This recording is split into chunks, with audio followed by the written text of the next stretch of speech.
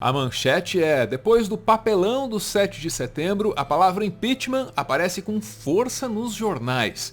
E as autoridades e instituições já se manifestam, algumas de maneira mais correta que outras. Muito obrigado. Teve um errinho ali básico, né?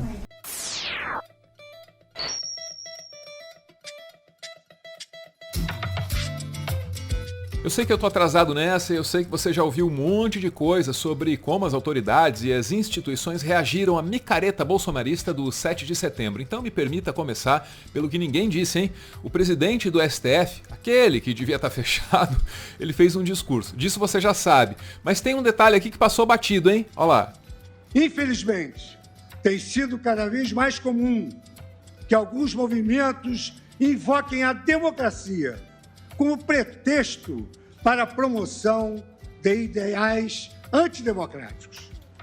Estejamos atentos a esses falsos profetas do patriotismo, que ignoram que democracias verdadeiras não admitem que se coloque o povo contra o povo, ou o povo contra as suas instituições. Todos sabemos que quem promove o discurso do nós contra eles não propaga a democracia, mas a política do caos. Em verdade, a democracia é o discurso do um por todos e todos por um, respeitadas as nossas diferenças e complexidades. A política do nós contra eles, ou do nós e eles, mencionada pelo Fux, é uma das muitas maneiras de se referir ao fascismo.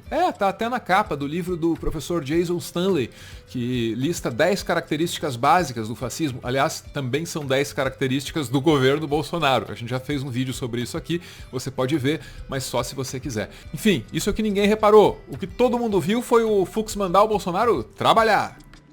Em nome das ministras e dos ministros desta casa, eu conclamo os líderes do nosso país a que se dediquem aos reais problemas que assolam o nosso povo.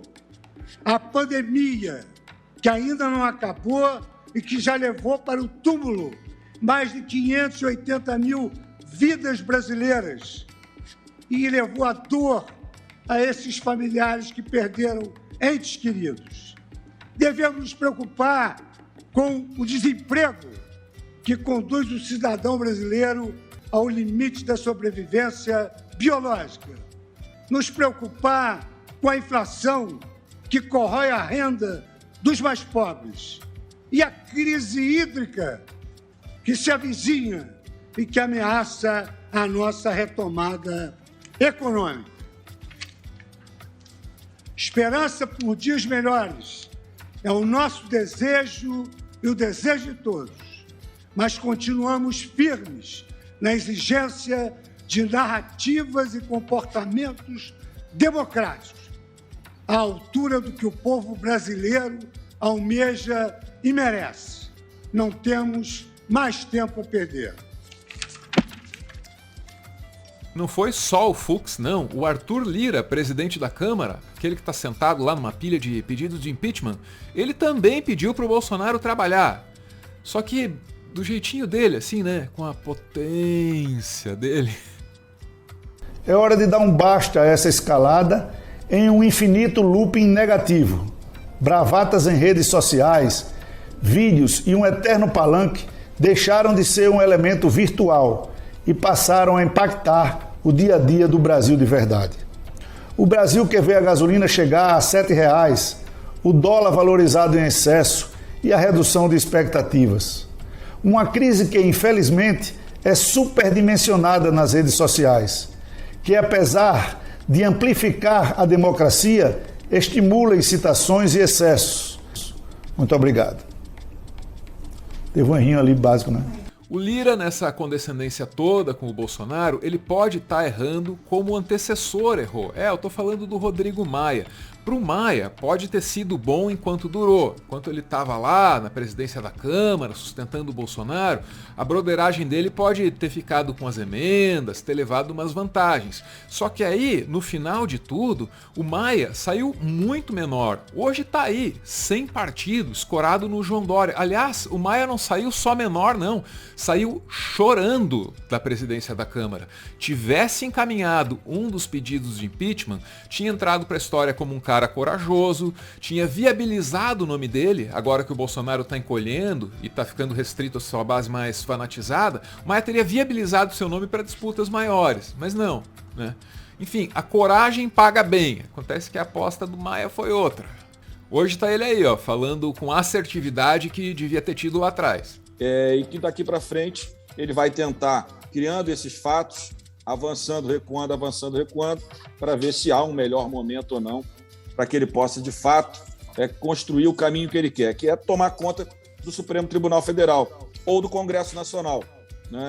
No Congresso Nacional ele tem tido mais obstáculos, no Supremo mais ainda, mas é um pouquinho quando a gente vai vendo a ação, eu tenho dito sempre, e tenho dito desde 19, tem muitas testemunhas, que o Bolsonaro nada mais é que o Chaves da direita. E você vai vendo que o Chaves teve mais êxito, mas você vai vendo as instituições aqui são mais fortes que na Venezuela, mas você vê que a tentativa é a mesma. Tomar o Congresso, tomar o Supremo e, a partir daí, fazer um governo autocrático, né, na qual a agenda dele, objetivamente, primeiro é essa, destruir as instituições e depois construir um governo autocrático da qual ele comande sozinho o nosso país. Talvez a comparação não seja bem do seu agrado, mas o que não dá para negar é que o Maia fala sobre o Bolsonaro agora com uma firmeza que ele não falava antes. Mas o que você quer saber é, se o Bolsonaro saiu dessa palhaçada toda mais frágil mesmo, então será que dá para sonhar com impeachment? Impeachment de Bolsonaro só tem voto suficiente com a adesão de um grande partido de centrão. O texto é da Folha de São Paulo e vamos direto para ele para saber em que partidos a micareta do 7 de setembro fez algum impacto. Nesta quarta, o presidente do Republicanos, o deputado Marcos Pereira, divulgou um vídeo em que afirma, sem citar Bolsonaro, que alguns gastam tempo e energia promovendo disputas e discórdias. O PSD, de Gilberto Kassab, anunciou a criação de uma comissão para analisar o pós-7 de setembro e avaliar o apoio ao impeachment. Reunida nesta quarta, a bancada do PSDB na Câmara afirmou ter decidido, por unanimidade, virar oposição ao governo Bolsonaro. Disse ainda ter iniciado uma discussão sobre a prática de crimes de responsabilidade pelo presidente da República e o caminho mais eficiente para evitar o agravamento dessa crise na vida das pessoas. O caso do PSDB é meio curioso mesmo. Olha lá. Aécio demonstra contrariedade com discussão sobre impeachment pelo PSDB. Aqui, o Lauro Jardim vaza pra gente as mensagens do grupo do Zap da bancada tucana. E vamos direto pra mensagem que é do Aécio. Olha lá o que o Aécio escreveu. Amigos, me desculpem, mas o fim do PSDB será abraçar esse impeachment do presidente Bolsonaro. Quero adiantar, eu jamais votarei uma aberração dessa natureza. Sou 100% Bolsonaro. Pois é, o Aécio é 100% Bolsonaro, mas o PSDB não. Ouve aí o que o Dória tem a dizer sobre o Lira sentado nos pedidos de impeachment. Eu lamento que ele não tenha compromisso com a democracia, porque se tivesse, estaria colocando em pauta o impeachment do presidente Jair Bolsonaro.